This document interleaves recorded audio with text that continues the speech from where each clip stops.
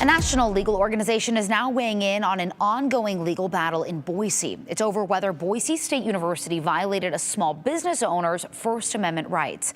Aspen Shumpert breaks down the organization's opinion and where this case currently stands.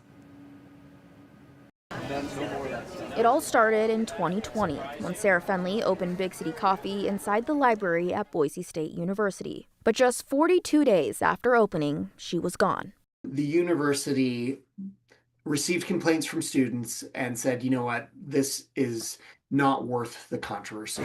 Fendley displayed a thin blue line flag at Big City's downtown location in support of her then fiance, a Boise police officer who was shot and paralyzed in the line of duty. When she later opened a location at Boise State University, a group of students raised concerns about the business, including one who posted on social media encouraging students to stay away because of the blue line flag.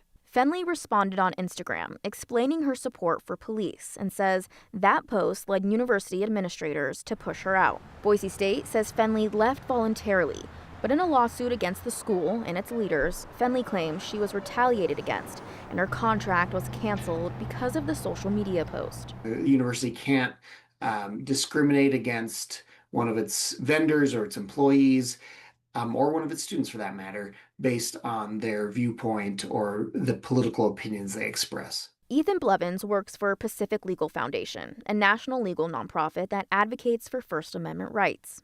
The courts have described as the modern public square, right? This is where we get our views out into the open. So it's sort of the place, the most important place to protect when it comes to our speech rights. In September of 2024, a jury sided with Fendley, agreeing university leaders violated her First Amendment rights, awarding her $4 million.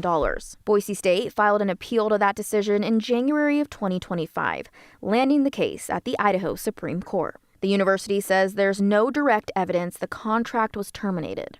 They did not tell Sarah Fendley she had to leave campus, and they did not tell Sarah Fendley the contract was terminated. This week, Pacific Legal Foundation filed its opinion on the case, urging justices to uphold the lower court's decision. The university's obligation in that setting is to step aside and say, this isn't our role to play sort of referee between the speech rights of these respective parties. It's not our place to penalize one particular view, but to let the marketplace of ideas have its say. Blevins says not only was Fendley's speech off campus and on social media, but any punishment from the university for her social media posts may be outside of the school's authority. When it comes to the government's own employees, they have a little more control than they might over just, a regular member of the public. And here, a contractor falls somewhere in between those lines. Blevins says controversies on university campuses will continue to crop up, and administrators' answers should always be the same. The university's constitutional obligation is not to penalize people for their expression or their viewpoint, to treat everybody equally, to make sure everybody has an opportunity to voice their opinion. Fendley's lawyers say she has not received any of the money awarded to her by the jury while the appeal process plays out. In a statement to us today, her lawyer, Mike Rowe, says, "We have faith in the legal process and are looking forward to the court's decision on the appeal." We did not hear back from Boise State or its lawyers today. The Idaho Supreme Court has also not yet scheduled oral arguments for this, Morgan. And you said this appeal was filed a year ago? Yeah, now over a year ago. Okay, we'll continue to monitor that. Aspen, thank you.